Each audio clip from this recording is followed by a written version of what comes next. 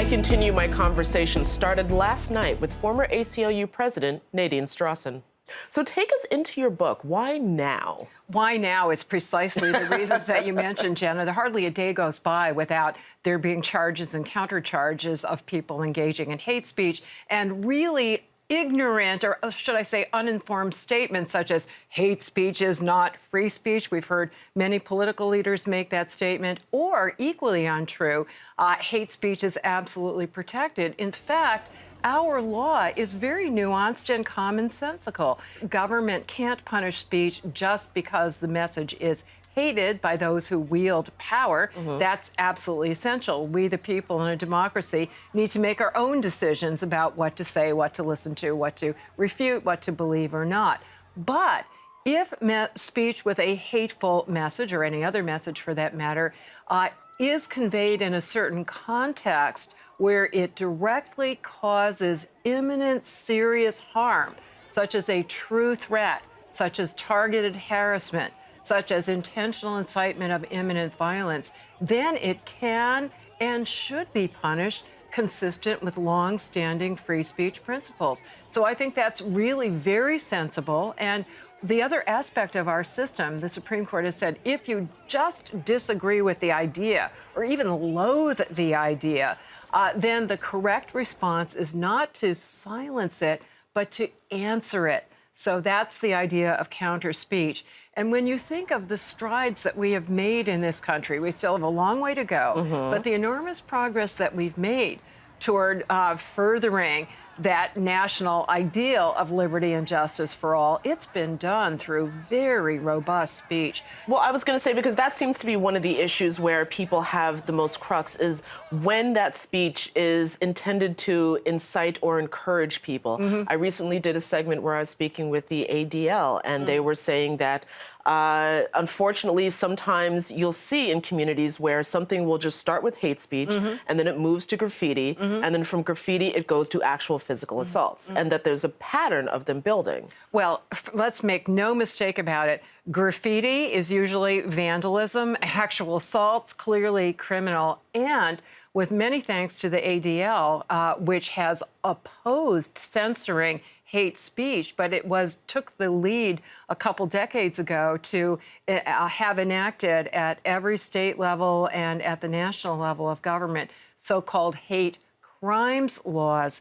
That is a legally recognized concept. If you engage in conduct that's already a crime, such as vandalism, the graffiti, or an assault, then that can and should be considered a more serious crime, a so-called hate crime or bias crime that can incur an additional punishment because of the view that when the victim is singled out for a discriminatory reason, race, religion, gender, and so forth, because then that crime causes more harm not only to the individual victim, but to society as a whole.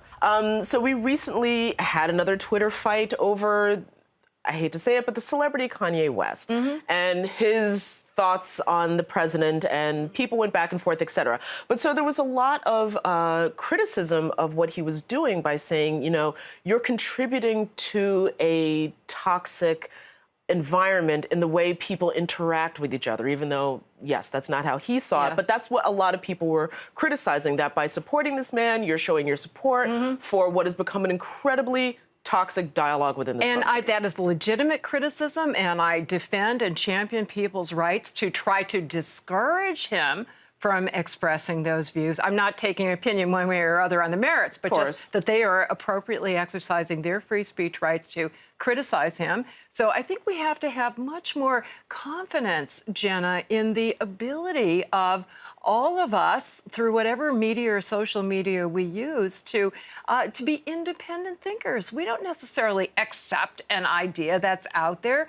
Far from it. And we have this robust, this is why I say I think democracy is working very much the way the framers intended it. In the founding era, they had the equivalent of Twitter, a lot of pamphlets flying back and forth with a lot of really strong, harsh, critical language, very critical of government officials. And that's democracy in action. Again, that's one of the democratizing aspects of social media is that it does basically allow anybody who is literate and technologically savvy to have access. Take a look at these high school and even younger than high school students recently. That's a perfect example, I mean, yeah. They have such power not only to realize their own individual choices and strength, but also to affect their government. They can't even vote yet, and yet they still are having an influence. So I am pretty much of an optimist about free speech being the most effective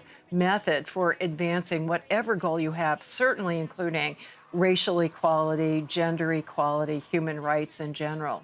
All right, well, I think that might be one of the most positive takeaways of this book, why we should resist why we should resist it with free speech and not censorship. So Nadine, thank you so much. Thank you, and thank you for your effective exercise of your free speech. Thank you. For more information on Nadine Strosson's new book, Hate, Why We Should Resist It with Free Speech, Not Censorship, visit our website at metrofocus.org.